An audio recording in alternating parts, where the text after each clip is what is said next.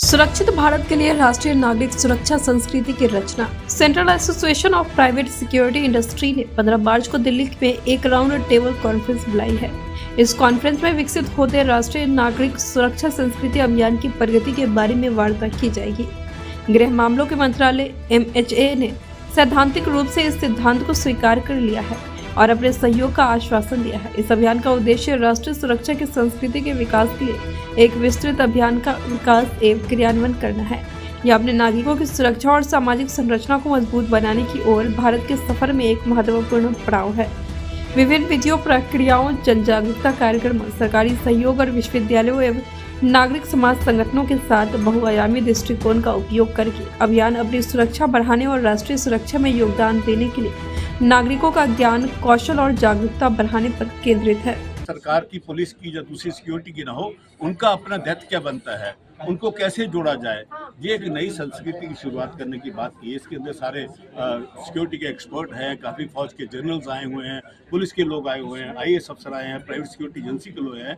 क्योंकि अगर आप पूरे देश के अंदर ऐसी एक भावना भर दें लोगों के अंदर क्योंकि नागरिक सुरक्षा के साथ जुड़ी हो, संस्कृति की बात करने वाली, संस्कृति पैदा करना कोई छोटी बात नहीं होती, लेकिन उसके लिए कहीं ना कहीं तो शुरू करनी पड़ेगी। तो आज उसी की शुरू करने के लिए मेरे साथ लेफ्टिनेंट जनरल शौकीन चौहान जी हैं, बहुत ही प्रसिद्ध सिक्योरिटी के एक्सपर्ट हैं, फौज में बहुत ही बड़ा पद उन्होंने ले रखा है।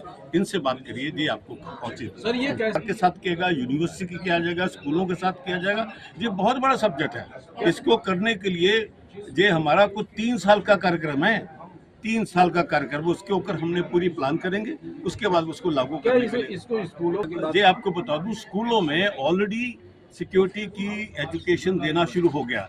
पिछले 4 साल से जो 9th क्लास स्कूल में 9th क्लास के बच्चों को ये ऑप्शनल सब्जेक्ट है कि वो सुरक्षा की एजुकेशन ले और 9th क्लास से आगे तक। इसके लिए CBSE ने कोर्स बना रखा है और क्या जो वहाँ पे जो पढ़ाई होती है उसका कैप्सी ने उनको पूरा किताबें बना के दी हुई हैं। ये CBSE ऑलरेडी अप्रूव है, देश के कई सैकड़ों स्कूलों में ये लोग चल रहा है, ये आगे बढ़ेगा।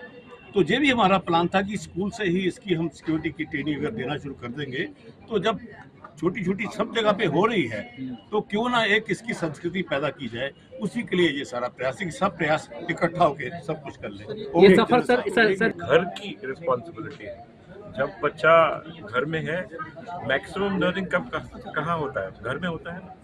तो जब तक उसको उसके माँ बाप नहीं बताएंगे कि देखिए आप देश की रक्षा और देश का जो पूरा देखभाल करना है, हर नागरिक का responsibility है। And in every home, he must be taught the issue about security. School can only teach him aspects of certain physical security, but mental security, security of the home, the idea that people are going to harm you has to be inculcated in every child. जैसे हमारा Bharat grow कर रहा है और we are going into Amrit Kaal, we have to realize that the other nations around us are not going into Amrit Kaal.